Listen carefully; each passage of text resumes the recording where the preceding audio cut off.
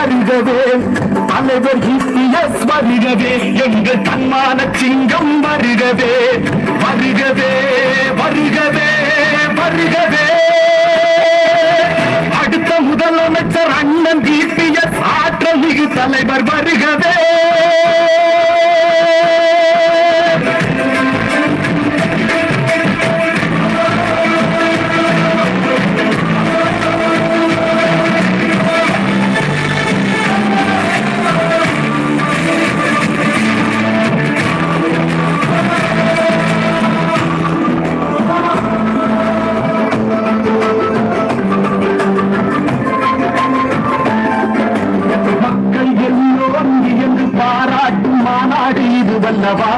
எழுச்சி மாநாடு இது வல்லவா, இந்த மக்கள் கூட்டத்தை கண்டு எதிர்கட்சி மருந்தோடும் நாள் அல்லவா, காரணம் எடப்பாடி யார் அல்லவா. மக்கள் எல்லோரும் வியந்து பாராட்டும் மாநாடு இது வல்லவா, எழுச்சி மாநாடு இது வல்லவா, இந்த மக்கள் கூட்டத்தை கண்டு எதிர்கட்சி மருந்தோடும் நாள் அல்லவா, காரணம் எடப்பாடி யார் அல்லவா. நாடு மகிழும்படி நல்லாட்சி தீபத்தை அன்று இவர் ஏற்றினார், நாடு மகிழும்படி நல்லாட்சி தீபத்தை அன்று இவர் ஏற்றினார்.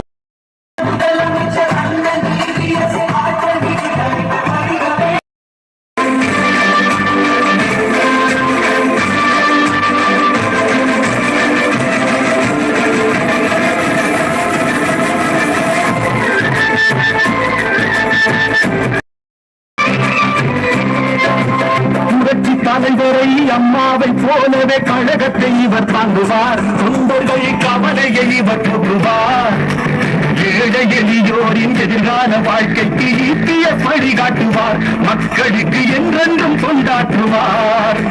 புரட்சி தலைவரை அம்மாவை போலவே கழகத்தை இவர் தாங்குவார், தொண்டர்கள் கவலையை இவர் போற்றுவார், ஏழை எளியோரின் எதிர்கால வாழ்க்கைக்கு இபிஎஸ் வழிகாட்டுவார், மக்களுக்கு என்றென்றும் கொண்டாற்றுவார். நாம் ஒன்றாக சேர்ந்து கழகத்தின் செல்வாக்கை உயர்த்திட தினம் உழைப்போம், நாம் ஒன்றாக சேர்ந்து கழகத்தின் செல்வாக்கை உயர்த்திட தினம் உழைப்போம். உற்சாகத்தோடு ஓய்வின்றி உழைக்க வெற்றி கனியை பறிப்போம், உற்சாகத்தோடு ஓய்வின்றி உழைக்க வெற்றி கனியை பறிப்போம். மீண்டும் ஆட்சி இங்கு அமைப்போம், மீண்டும் ஆட்சி இங்கு அமைப்போம். அடுத்த முதலமைச்சர் அண்ணன் இபிஎஸ் ஆற்றல் மிகு தலைவர் வருகவே, எடுத்த காரியங்கள் யாவும் வெற்றி பெற எங்கள் இபிஎஸ் வருகவே, தலைவர் இபிஎஸ் வருகவே, எங்கள் தன்மான சிங்கம் வருகவே, தலைவர் இபிஎஸ் வருகவே, எங்கள் தன்மான சிங்கம் வருகவே, வருகவே வருகவே வருகவே.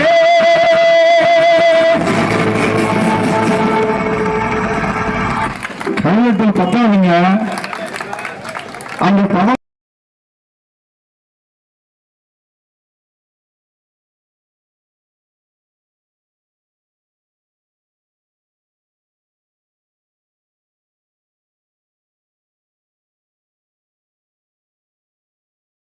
குருவானே தலைவா வருகவே,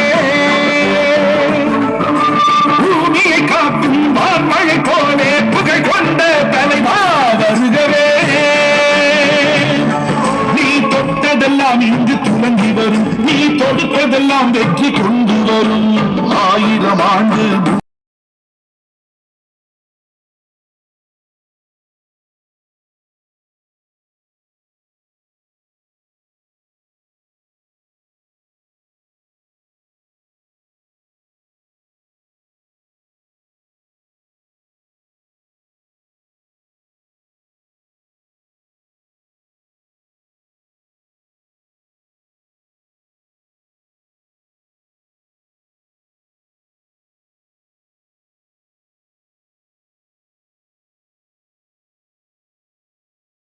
இன்னொரு 10 ஆண்டு காலம் அண்ணா இருந்திருந்தால் தமிழகத்தை முன்னேற்ற பாதையில் கொண்டு போயிருப்பார்.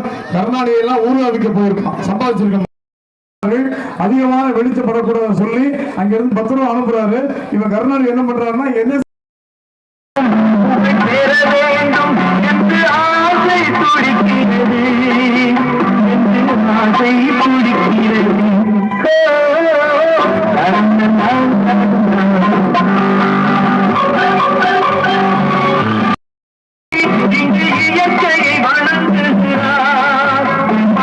உயர்ந்தது போல் மனம் உயர்ந்ததென்று இவர் வாழ்வில் விளக்குகிறார். இவர் வாழ்வில் விளக்குகிறார்.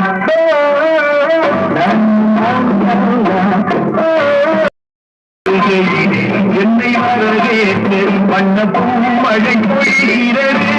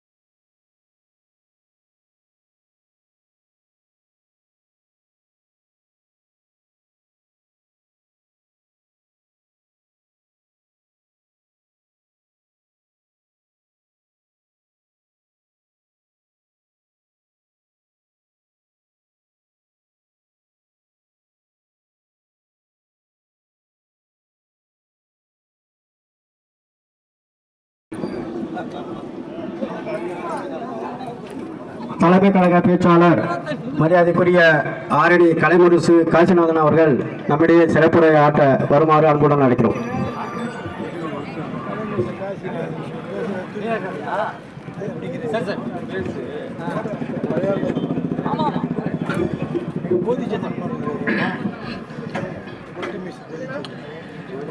அன்புக்குரிய பேச்சாளர் அருமை அண்ணன் ஆரணி கலைமுரசு காசிநாதன் அவர்களே, பெருந்தலைவரும் முன்னாள் பனைமுலை ஒன்றிய கழக செயலாளருமான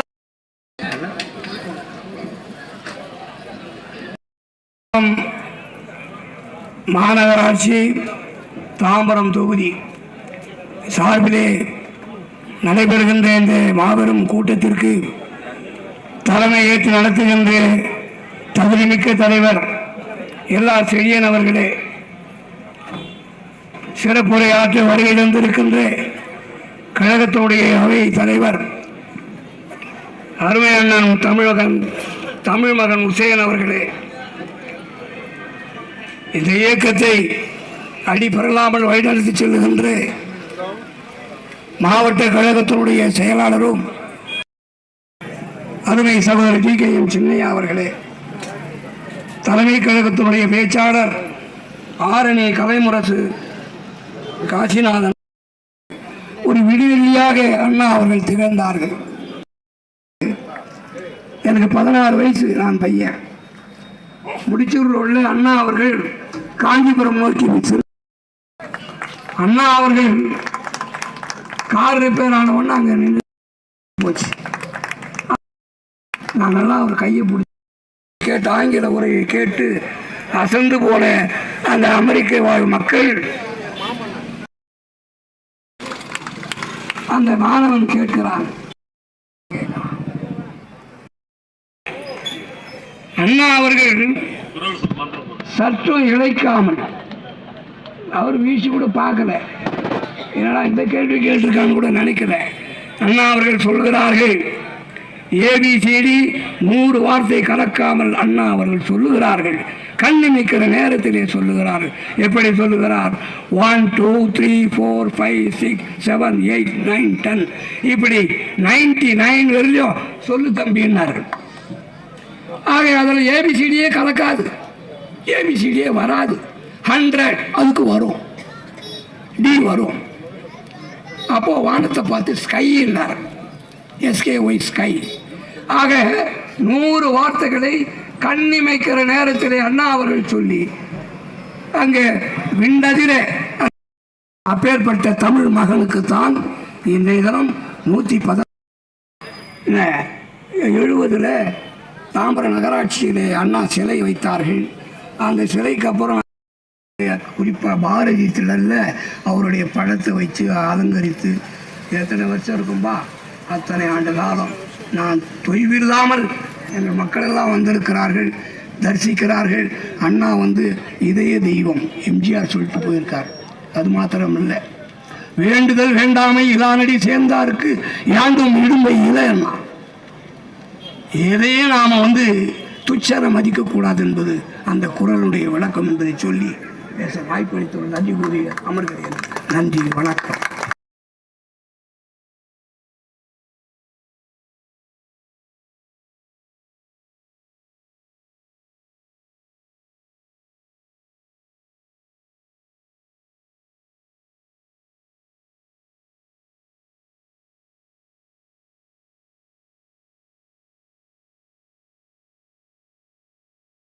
தொகுதியிலிருந்தும் தொகுதி சுற்றியுள்ள 4 பாகங்களிலிருந்தும் வந்திருக்கின்ற அனைவரும் வருகை வருகின்ற வரவேற்பு வழங்கிய அன்பு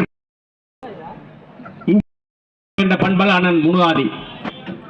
அதற்கு அடுத்து புரட்சி தலைவி காலத்தில் அவருடைய மகன் அன்புக்குரிய அண்ணன் TKM சின்னையா அவர்களுக்கு மாண்புமிகு அமைச்சர் பதவி கொடுத்து அழக பார்த்தவர் புரட்சி தலைவி அண்ணன் சிட்லபாகத்தவர் வழிகாட்டுகளோடு சிறப்பாக செயல்படுகின்ற அன்புக்குரிய எல்லா செய்தி அவர்கள் சிறப்பாக நடத்தி கொண்டிருக்கின்றார்.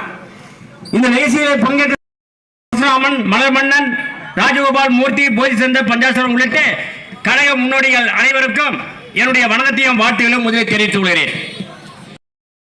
தமிழ்நாட்டின் முதலமைச்சர் இருந்த பொழுது உலக மத தலைவர் போப் ஆண்டவர் சந்திப்பதற்கு ரோம் நகர் செல்கின்றார். வாடிகை நகரிலே உலக மத தலைவர் போப் ஆண்டவர் சந்தித்து பேசிக் கொண்டிருக்கின்றார்.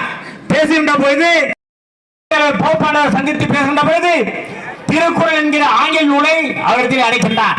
ஏனென்றால் வான்புகழ் தந்த வள்ளுவனுக்கு பெருமை சேர்த்தது தமிழ்நாடு. அந்த தமிழ்நாட்டின் மூலம் திருக்குறள் என்கிற தங்களுக்கு என்ன வேண்டும் என்று நானாக இருந்தால் அண்ணன் சின்னபாகத்திலே 2 கூட்டங்கள் ஏற்பாடு செய்யுங்கள் என்று கேட்பேன். அது என்று சுயநலம், தவறு கிடையாது.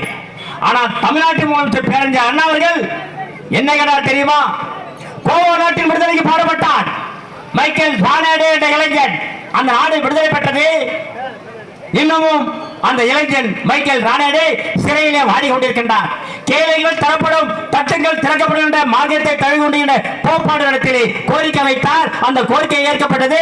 அந்த விடுதலை வீரன் விடுதலை செய்யப்பட்டார். இது வரலாறு. ஏன் சொல்லி சொன்னால், பெருந்தையாளர் பேரறிஞர் அண்ணா அவர்கள் நம்ம உத்தமர் காந்தியடிகள் சொல்வார், நாட்டின் முதுகெலும்பு விவசாயி என்று. அந்த விவசாயி சேற்றிலே கால் வைத்தால்தான் நாம் சாப்பிடுற சோற்றிலே கை வைக்க முடியும் என்று சொல்வதான அல்ல, சொன்னதான சிலையா அல்ல, சொன்னதான சிற்றபாதா அல்ல, சொன்னவர் பெருந்தையாளர் பேரறிஞர் அண்ணா. அந்த விவசாய குடும்பத்தில் பிறந்தவர் தான் அண்ணன் கழக பொதுச்செயலாளர் எடப்பாடி அவர்கள். இன்றைய தினம் கழகத்தை வலிமையோடு நடத்தி கொண்டிருக்கின்றார். யார் யாரோ சொல்வார்கள், யார் யாரோ பேசுவார்கள். பேச போன பருப்புகள் அவர்கள், குண்டில்லா துப்பாக்கிகள் அவர்கள், கூடாத கத்திகள் அவர்கள். மனம் உண்டு என்று வேலூர் சிறையிலே அண்ணாவில் இருந்த போது வெளியில் வருகின்றார். போராட்டத்தின் போது போராட்டம் முடிந்த பிறகு சிறையில் அடைக்கப்படுகின்றார். வெளியே வந்து சொல்கின்றார், தம்பி, வீடு இருந்தால்தான் ஓடு மாட்ட முடியும், நாடு இருந்தால் தான் அரசியல் செய்ய முடியும். தற்காலிகமாக அந்த கோரிக்கையை நான் தள்ளி வைக்கிறேன் சொல்லி அங்கே மகாத்மா காந்தியுடைய சிலையை திறந்து வைக்க பேசுகின்ற போது சொன்னார், மாற்றான் தோட்டத்து மல்லிகைக்கும் மனம் உண்டு என்று சொன்னவர்தான் பெருந்தையாளர் பேரறிஞர் அண்ணா. அதே போல இங்கே வேலையில் இருக்கிற அண்ணன் சிற்றபாகத்தா போன்றவெல்லாம் வழக்கறிஞர்கள் சொன்னார், சட்டங்களும் நீதியும் நிலையானவை. சொன்னது யார்? பெருந்தையாளர் பேரறிஞர் அண்ணா. சட்டமும் நீதியும் நிலையானவை. ஜனநாயகம் என்பது வீட்டு விளக்கு, சர்வாதிகாரம் என்பது காட்டு தீ என்று அழகாக சொன்னவர் தான் பெருந்தையாளர் பேரறிஞர் அண்ணா.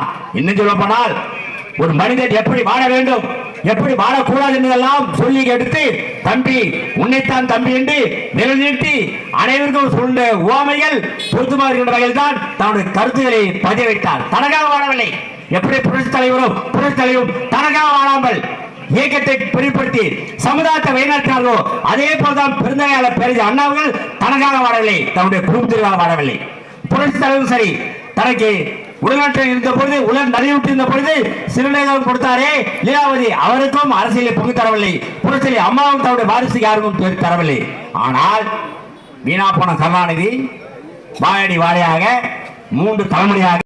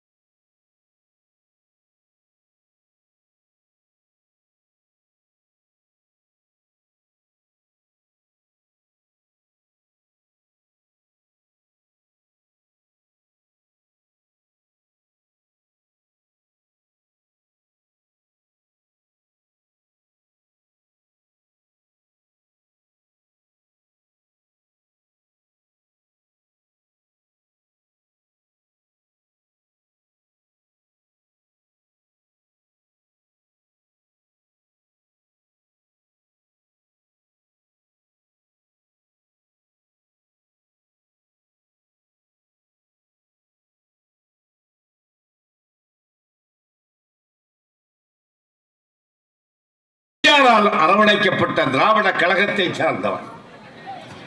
1955ஆம் ஆண்டு முதலாக என்னுடைய இல்லத்தினுடைய திண்ணையிலே வந்து அமர்ந்தார் தந்தை பெரியார் அவர்கள்.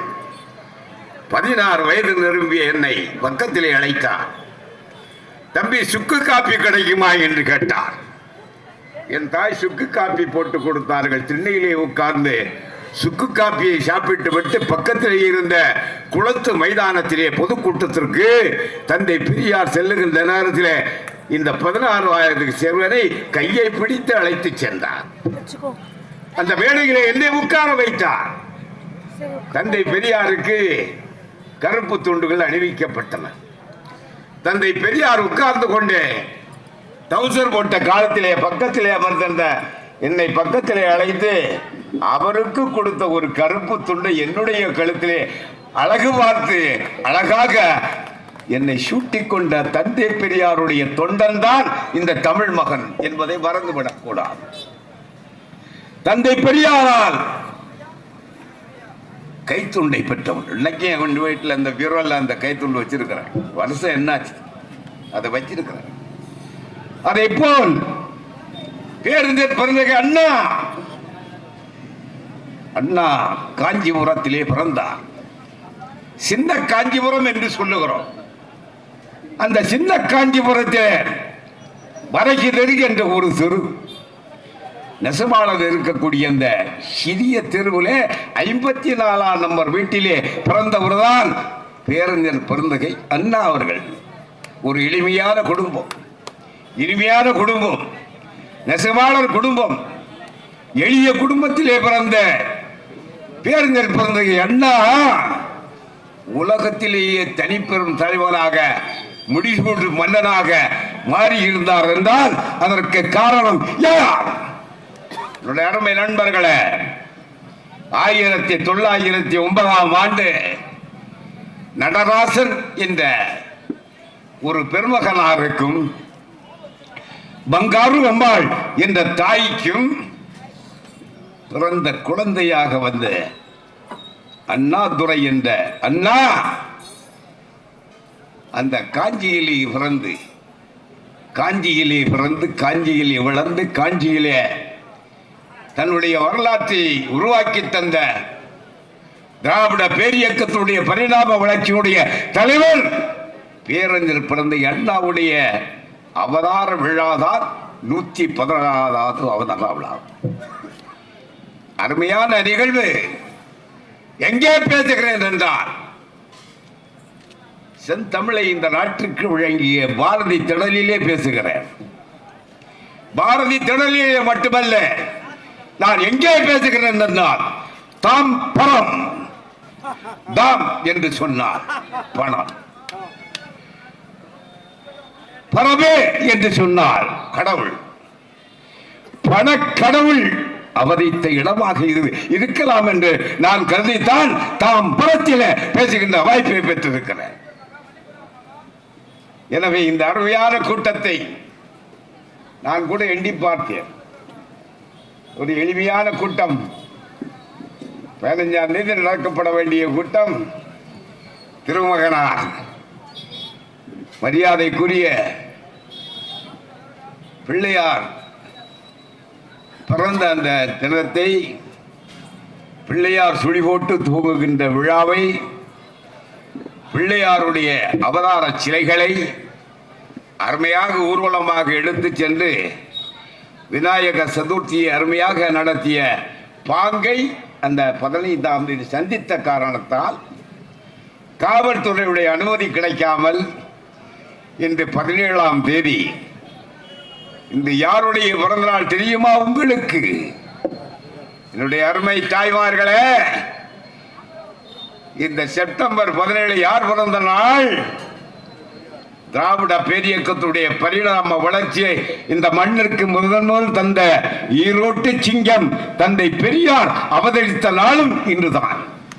காலைல பெரியார் சிலைக்கு மாலை போட்டுருந்தவன்.